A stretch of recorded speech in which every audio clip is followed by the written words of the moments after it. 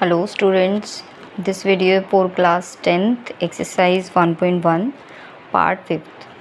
Check whether 6n power n can end with the digit 0 for any natural number n. 6n अगर 6 की power n है, कुछ भी digit है जो कि मिसिंग है, तो कहते क्या उसका जो आंसर है या लास्ट में उसके 0 आ सकता है. 0 उस केस में आएगा अगर 6 का फैक्टर 5 होता. ओके, प्राइम फैक्टर ऑफ 6 के प्राइम फैक्टर्स क्या हैं? 3 and 2. 3 2 ज़ा 6. या फिर 6 के टेबल में कोई भी 5 का रिलेशन नहीं है. So the 6 power n can never and with the digit 0 for any natural number. अगर 6 का फैक्टर 5 होता तो आप कह सकते थे कि येस डिजिट जो है वो 0 से एंड हो सकता है, लेकिन 6 के फैक्टर में 5 है ही नहीं, तो इसलिए 6 के पीछे जो है वो पावर में उसमें 0 नहीं आ सकता. ओके, नेक्स्ट सम है 6 part 6. Explain why this number and this are composite numbers. पहले तो आपको पता होना चाहिए कि कंपोजिट नंबर्स क्या होते हैं. एक होते हैं प्राइम नंबर्स, एक होते हैं कंपोजिट नंबर्स. प्राइम नंबर्स वो होते हैं जो किसी भी टेबल में आगे डिवाइड नहीं होते या जिनके कोई फैक्टर्स नहीं होते, लेकिन कंपोजिट नंबर्स में फैक्टर्स होते हैं आगे. ओके, इसको आगे एक्सप्लेन करेंगे. पहले हम इस सम को सॉल्व करते हैं. 7 11 13 प्लस 13. सेकेंड है 7 6 5 4 3 2 1 प्लस 5. तो यहाँ पे प्लस है, इट मीन्स एक ये है और एक यहाँ पे 2 डिविजन्स हैं इसकी, एक ये है और एक ये. ओके, तो यहाँ पे पहले आप देखो दोनों तरफ कॉमन है 13, तो जो रिमेनिंग नंबर्स हैं वो आप ब्रैकेट के अंदर लिख लो. 7 11, ठीक है, ये तो कॉमन में था, प्लस यहाँ पे कुछ भी नहीं है 13. यहाँ अगर 13 के फैक्टर्स हों तो क्या होंगे? 13 तो यहाँ है, तो यहाँ पे क्या है? 1.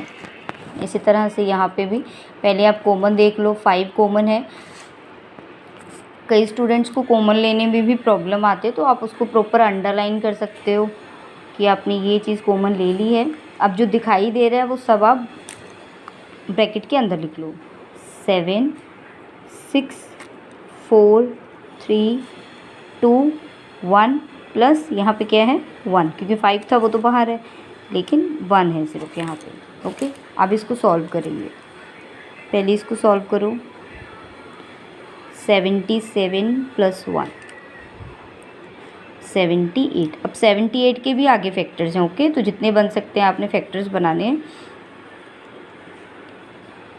78 के फैक्टर्स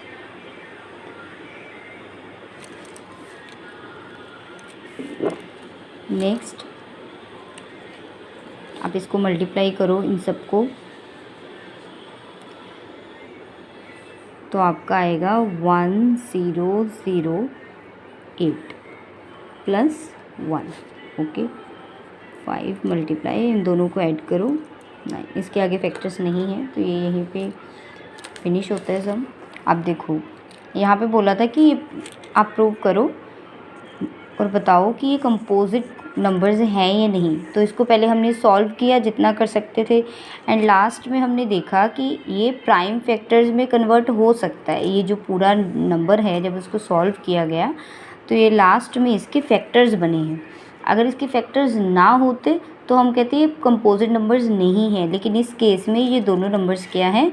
कंपोजिट नंबर्स हैं. Yes,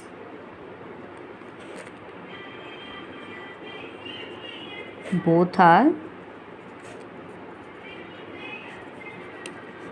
composite numbers. Okay, for example अगर मैं यहाँ पे समझाऊँ, जैसे कि 47 है. क्या 47 प्राइम नंबर है या कंपोजिट नंबर है? 47 एक प्राइम नंबर है क्योंकि इसके आगे फैक्टर्स नहीं हैं. 48 एक कंपोजिट नंबर है क्योंकि इसके आगे फैक्टर्स हैं. ओके, तो जिसके फैक्टर्स बन सकते हैं वो क्या है? Composite number. तो इसके भी आगे फैक्टर्स बने हैं, तो ये क्या है? दोनों ही कंपोजिट नंबर्स हैं.